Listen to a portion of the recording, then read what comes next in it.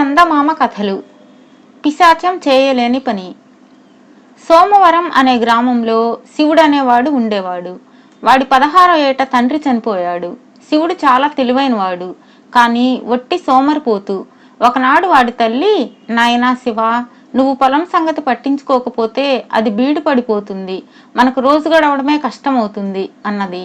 దీనికి శివుడు విసుగ్గా, ఎంటనక వాడిననక పొలం గట్ల వెంట గనుముల వెంట తిరగడం నా వల్ల అవుతుందా? ఇంకేదైనా పని చేద్దామన్నా ఇచ్చేవాడెవడు? ఛీ, ఇది ఊరు కాదు, వల్ల కాడు అంటూ విసుగ్గా ఇంట్లోంచి బయలుదేరి తనెక్కడికి వెళుతున్నది ఆలోచించకుండానే బాగా చీకటి పడే వేళకు దూరంగా ఉన్న అడవి చేరాడు. ఆ సరికి వాడికి కాళ్ళు పీకడంతో వాడొక పెద్ద చింత చెట్టు కింద ఉస్సురుమంటూ కూర్చున్నాడు. ఇప్పటి స్థితి తలుచుకుంటే ఏడుపు వచ్చింది. ఏ పులో పిశాచమో వచ్చి మింగేస్తే అన్ని కష్టాల నుంచి విముక్తి కలుగుతుంది అనుకున్నాడు వాడు. ఆ మరుక్షణంలో చెట్టు వెనక నుంచి, ఈ దగ్గరలో పులి లేదు, నేనున్నాను అన్న మాటలు శివుడికి వినిపించాయి. శివుడు ఆశ్చర్యంగా తల తిప్పి చూసేసరికి పిశాచం ఒకటి వికవికమని నవ్వుతూ వాడి ముందుకు వచ్చి, నువ్వు తలుచుకోగానే వచ్చానని ఆశ్చర్యంగా ఉందా? నాకు సోమరిపోతులంటే మహా ఇష్టం అన్నది.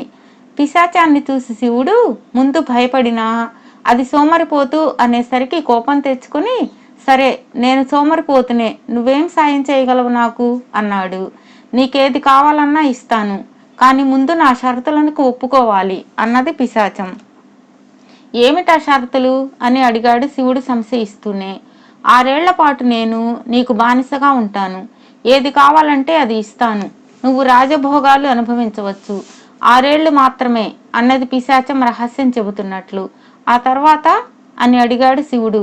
ఇందులో ఏదో మోసం ఉన్నదని అనుమానించాడు. ఆ తర్వాత నువ్వు నాకు బానిసగా జీవితాంతం ఉంటావు, నిన్ను నాతో తీసుకెళ్తాను.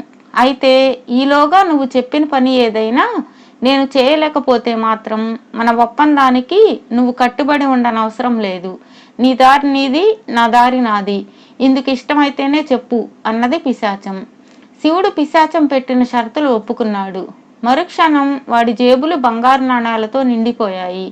నీకెప్పుడు ఏది కావాలన్నా నన్ను తలుచుకో అని చెప్పి పిశాచం మాయమయ్యింది. శివుడి ఇంటికి వెళ్ళి జరిగిందంతా తల్లితో చెప్పి బంగారు నాణాలను ఆమెకు చూపించాడు. ఆమె వాడు పిశాచానికి బానిస అయిపోతాడన్న భయంతో శోకాలు పెట్టి ఆ ఒప్పందాన్ని రద్దు చేసుకోమని చెప్పింది. అందుకు శివుడు ఒప్పుకోలేదు. ఆమె పట్టరాని కోపంతో వాడిని ఇంటి నుంచి బయటకు నెట్టి తలుపులు మూసేసింది.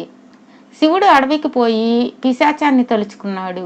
అది కనిపించగానే, నేను ఈ ప్రాంతం వదిలి అడవిలో మరొక చోట ఉండదలిచాను. నాకు ఒక చక్కని భవనం, పనులు చేసేందుకు దాసదాసీలు, ఒక భోషాణం నిండుగా బంగారు నాణాలు కావాలి అన్నాడు. పిశాచం క్షణాల మీద వాడు కోరినవన్నీ సమకూర్చింది. వాడు 1 నెల రోజుల పాటు అన్ని సుఖాలు అనుభవిస్తూ కాలం గడిపి మరొకసారి పిశాచాన్ని తలుచుకున్నాడు. అది రాగానే, నేను అడవిలో తిరగడానికి 1 ఏనుగు, 4 గుర్రాలు కావాలి అన్నాడు. పిశాచం వాటిని తెచ్చి శివుడికి అప్పగించింది. మరొక నెల గడిచాక వాడు పిశాచాన్ని తలుచుకొని, అది కనబడగానే, ఈ అడవిలో దోపిడీ దొంగలు తిరుగుతున్నారని నా అనుమానం, నా భవనాన్ని కాపలా కాసేందుకు పెంపుడు కుక్కల్లా ఉండే 6 పులులు కావాలి అన్నాడు. పిశాచం వాటిని తెచ్చి భవనం ముందు కట్టివేసింది. మరొకసారి వాడు పిశాచాన్ని తన భవనం చుట్టూ 20 అడుగుల ఎత్తైన గోడ కట్టమన్నాడు. దాపులనున్న పెద్ద చెట్లను పీకి దూరంగా పాతమన్నాడు. భవనానికి తూర్పుగా పడి ఉన్న బండరాళ్లను ఎత్తి కొండ శిఖరం మీద పెట్టి రమ్మన్నాడు.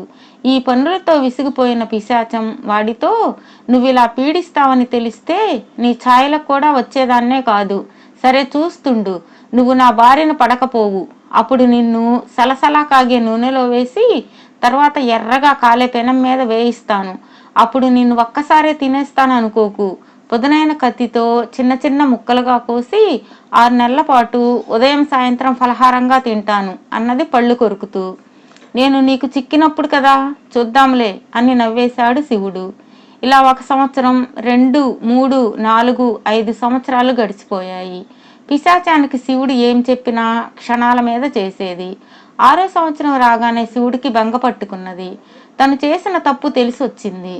ఆఖరి రోజు రాత్రి శివుడు తెగని ఆలోచనలతో భవనం నుంచి బయలుదేరి దాపులనున్న కొలను గట్టున కూర్చున్నాడు. కొలంలో ఉన్న కప్పలు బెకబెకమంటూ అరుస్తున్నాయి. వాటిలో ఒక కప్ప నీళ్లలోంచి ఎగిరి వాడి మీదకు దూకి వాడు తుళ్ళిపడి లేవబోయేంతలో కొలంలోకి గెంతిపోయింది. ఇది జరిగిన మరుక్షణంలో శివుడికి మెరుపులా ఒక ఆలోచన వచ్చి వాడు ఆహా అంటూ లేచి నిలబడి ఓహో పిశాచి రా వేగిరమే అని కేక పెట్టాడు.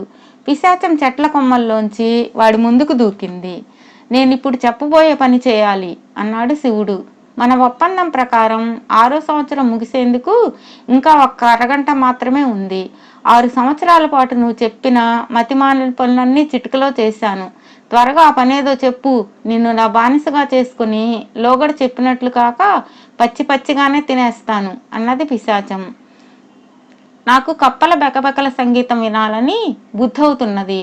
అలా కొనల్లో నుంచి కాక చెట్ల కొమ్మల మీద నుంచి కొలంలో ఉన్న కప్పలన్నింటినీ కొమ్మల మీదకి చేర్చి వాటి కరతాళ మాధుర్యాలను నాకు వినిపించు అన్నాడు శివుడు. పిశాచం శివుడికేసి కళ్ళెర్రజేసి ఇంకా నయం, కప్పల సంగీతం కాదు కాకుల బృందగానం వినాలని ఉన్నదనలేదు. ఇది పట్టరాని బుద్ధి, చావు తెలివి అంటూ గాలిలో పల్టీ కొట్టి కొలంలో బుడుంగుమంటూ మునిగి చేతికి దొరికిన కప్పల్ని చెట్ల మీదకి చేర్చింది.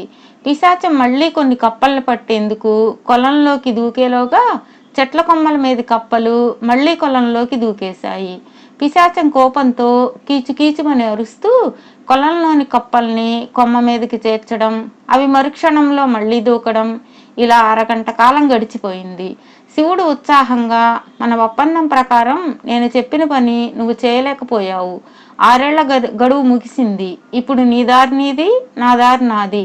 ఈ గడ్డు అనుభవంతో నా సోమర్తనానికి స్వస్తి పలికేస్తున్నాను. ఇంటికి పోయి హాయిగా పొలం పనులు చేసుకుంటూ నా కన్న తల్లిని సేవించుకుంటాను అంటూ అక్కడి నుంచి బయలుదేరాడు. పిశాచం శివుడికేసి కొరకొరా చూస్తూ ఔరా సోమరిపోతూ, ఎంత గడుసువాడు అనిపించావు. ఇక చచ్చినా నేను సోమరిపోతుల జోలికి పోను అంటూ ఎగిరి అడవిలో మరొక ప్రాంతానికి వెళ్ళిపోయింది.